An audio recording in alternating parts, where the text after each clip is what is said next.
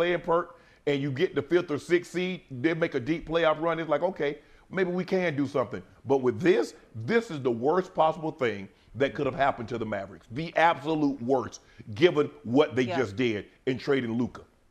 Listen, not only the worst possible thing, but also what Perk is telling them to do. You shut down Kyrie, you shut down AD in hopes of having a training camp next year and doing things with the chance of getting Kevin Durant. So does that mean within that 3-week window that they do have? What happens if you don't win an NBA championship?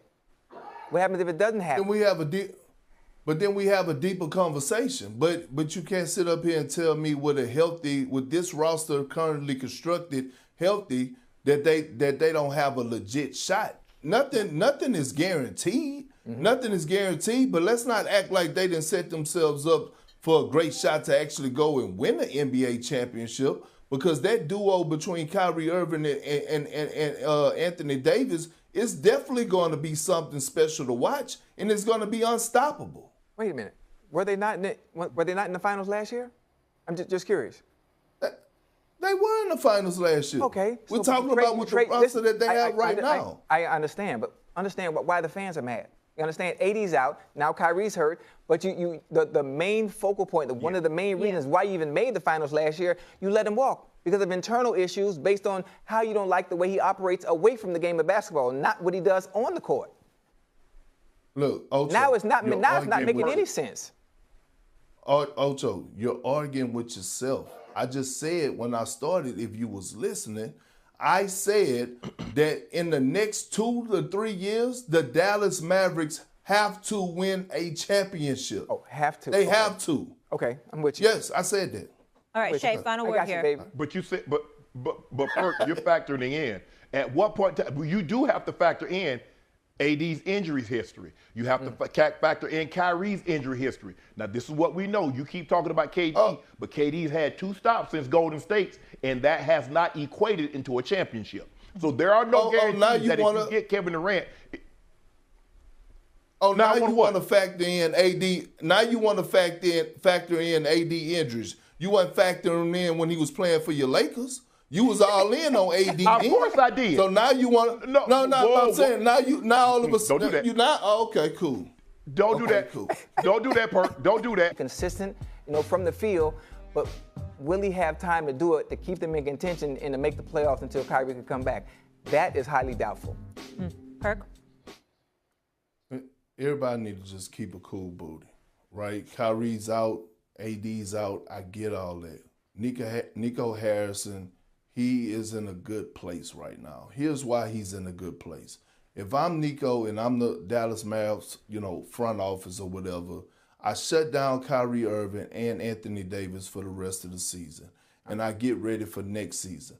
I said this when they traded for Anthony Davis and traded away Luka Doncic.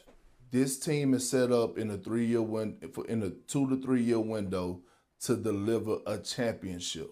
They will re-sign Kyrie Irving this offseason. And guess what else they're going to try to go do? They're going to try to go get a Kevin Durant from Phoenix. And we see how things are going on in Phoenix. So now you're coming into the season next year for sure with a Kyrie Irving and an Anthony Davis as your duo. And then you add in the athletic bigs and Derek Lively and Daniel Gafford.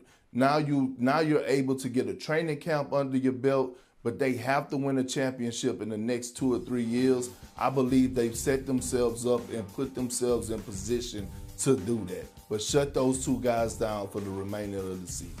Perk, shut him down. But what about How right now? are you going to shut him down? AD, one second. AD is supposed to come back by the time of the playoffs. Right. Kyrie, we don't know. It's just a knee sprain. It's not like this is a lost season. This is still a strong, competitive team. But Molly, believe it or not, at one point in my life, I used to have some abs, okay? I used to actually have abs. I know I'm a little overweight now, but I actually had the same injury that Anthony Davis had, okay? And you have to be careful with that injury. Anthony Davis decided not to have surgery, right? He decided to rehab it. Okay, I get all that. But you still can't rush that process. And I think he's out for about another maybe 2 to 3 weeks it's only a month and a half left in the season. Okay. So you're asking Anthony Davis to come back off an injury like that at the highest level of basketball to play in, which is no guarantee because you're not going to be in the 6th spot, so it's not going to be a guaranteed postseason spot. So you're asking him to come back just to be in the play-in tournament. It makes zero sense. And listen, with Kyrie Irving, how bad that looked last night, even if it is a left knee sprain, let's just say he's most likely going to be out 2 to 3 weeks if it's that. Okay, again, it's only a month and a half. Is it worth risking it? Absolutely not. This team is set up for the next 2 or 3 years. So you have time. You have an off season. So you have next year to have those guys healthy. And I'm going to say this last, Molly. Yeah. I remember last postseason, I was on here saying the same damn thing about Joel Embiid. And people called me everything but a child of God. And here we are today. Here we are today. That's fair. Here we are today. Listen, when you explain the injury, it makes a little more sense. But at first, it did sound like a little preposterous. Shannon? But here, Perk, I get what you're saying, but that's still not going to keep the natives from being restless because you traded Luka, and you see what the Lakers are doing with Luka. So they're like, okay, we don't really like the trade, but AD came in and AD, what he had, like 26 and 14 in like 27 minutes.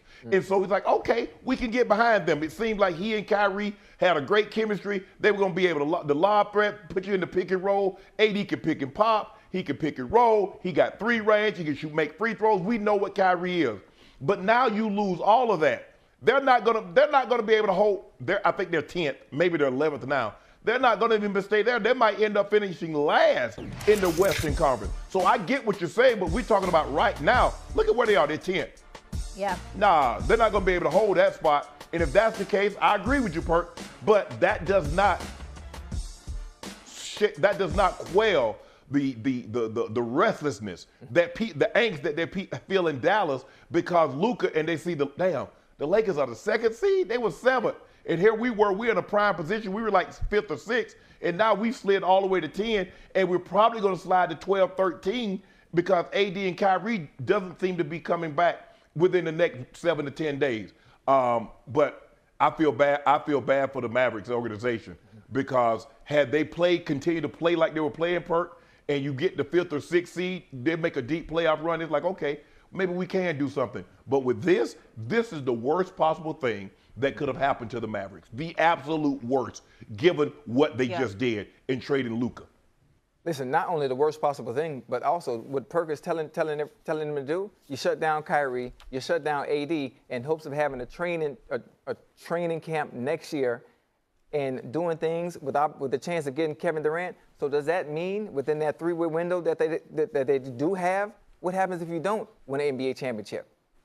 What happens if it doesn't happen? Then we have a deeper conversation. But you can't sit up here and tell me with this roster currently constructed healthy that they don't have a legit shot. Nothing is guaranteed. Nothing is guaranteed. But let's not